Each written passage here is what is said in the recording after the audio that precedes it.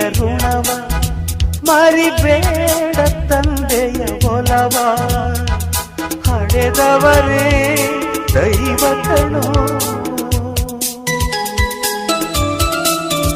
ಸುಖವಾದ ಭಾಷೆಯ ಕಲಿಸೋ, ಸರಿಯಾದ ದಾರಿಗೆ ನಡೆಸೋ ಸಂಸ್ಕೃತಿಯೇ ಗುರು ಕಣೋ.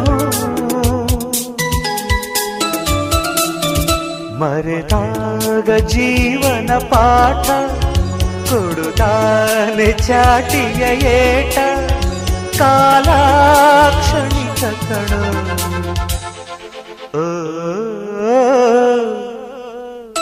ಈ ಭೂಮಿ ಬಣ್ಣದ ಬುಗುರಿ ಆ ಶಿವನೇ ಚಾಟಿ ಕಣೋ.